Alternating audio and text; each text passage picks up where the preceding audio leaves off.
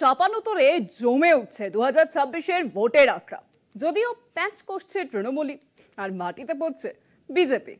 2026-এর নির্বাচনের আগে ঘর গোছাচ্ছে তৃণমূল কংগ্রেস, আর এই ঘর গোছানোর চাপে বিষ্ণুপুরে বড় ভাঙন ধরেছে বিজেপির সংগঠনে।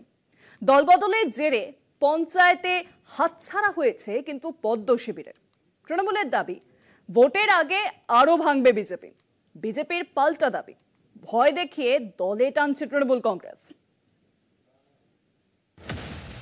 2026-এর বিধানসভা নির্বাচন, রাজনীতির মাঠে তলে তলে বাড়ছে ভোট উত্তাপ। ভোটের আগে একেবারে তৃণমূল স্তরে ঘর গোছাতে ব্যস্ত শাসক দল। সেই নিশানার খেসারত দিচ্ছে গেরুয়া শিবির। ঘর ভাঙছে বিজেপির। সোমবার বিষ্ণুপুর সাংগঠনিক জেলায় বড়সড় ভাঙন পদ্ম দলে। মানিকবাজার পঞ্চায়েতের এক সদস্যের দলবদলে রাতারাতি বদলে গেল রাজনৈতিক সমীকরণ। পঞ্চায়েত ভোটের 5টি আসন পেয়ে মানিকবাজারে বোর্ড গঠন করেছিল বিজেপি। তৃণমূল পেয়েছিল 4টি আসন, কিন্তু একজনের দলবদলে পাল্টে গেল পঞ্চায়েতের ক্ষমতা। খুব শীঘ্রই গেরুয়া ভোটের বিরুদ্ধে অনাস্থা এনে ক্ষমতা দখলে মরিয়া তৃণমূল। ভোট হাতছাড়া না হলেও বিজেপির ক্ষমতা কমল পূর্ব নবাসন গ্রাম পঞ্চায়েতে। 23 আসনের পঞ্চায়েতে 16টি আসনে জয় পেয়ে বোর্ড গঠন করেছিল বিজেপি। তৃণমূলের ছিল 7টি আসন।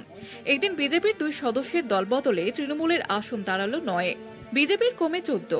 আমি তো উন্নয়ন কাজ করতেই এলাকার, তো কাজ যুক্ত করতে পারছি না। 100 দিনের কাজ নেই, আবাসে টাকা নেই। এবারে জনগণ মানুষ, আমার বুথ এলাকার মানুষ ভোট দিয়ে যাতে কাজ করি, মানুষ সেবা করতে পারি, এবার সেই সেবা নানান জায়গায় বাধা প্রাপ্ত হচ্ছে। তার জন্যই আমি ওই দলে থাকার কোনো পরিকল্পনা যে দিদির উন্নয়নের এতে এসে, মমতা ব্যানার্জির এতে এসে, তৃণমূল কংগ্রেসটা এসে যদি মানুষের সেবা বা কাজগুলো করে উঠতে পারি সেটাই দেখছি। কারণ এইগুলি তো আমাকে জিতাইছে, মানুষ ভোট দিয়েছে। ভোটের আগে দলবদল নিয়ে জোর চর্চা শুরু হয়েছে বিষ্ণুপুর সাংগঠনিক জেলার রাজনীতিতে।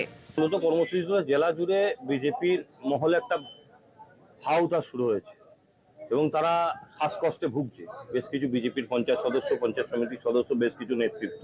আমরা কিছুদিন আগে বিষ্ণুপুরেও বেশ কিছু কর্মী সমর্থক তৃণমূল কংগ্রেসে যোগদান করেছে। আজ সোনামুখী ব্লকের মানিকবাজার অঞ্চলের এক পঞ্চায়েত সদস্য এবং নবাসন অঞ্চলের 2 পঞ্চায়েত সদস্য তারা বিজেপি ছেড়ে তৃণমূল কংগ্রেসে যোগদান করবে। আমাদের অত্যন্ত গরিব সাধারণ খেটে খাওয়া পরিবার থেকে এসে এই ভারতীয় জনতা পার্টির সদস্যা হয়েছিলেন, তাদেরকে বিভিন্নভাবে প্রেশার দিয়ে, ভয় দিয়ে, প্রশাসনকে কাজে লাগিয়ে তারা যোগদান করিয়েছে। এই যোগদানে সাধারণ মানুষের মধ্যে কোনো প্রভাব পড়বে না। সাধারণ মানুষ জানে এই সময় কেউ তৃণমূলে যোগদান করবে না, কারণ তৃণমূল কংগ্রেস হচ্ছে ডুবন্ত জাহাজ।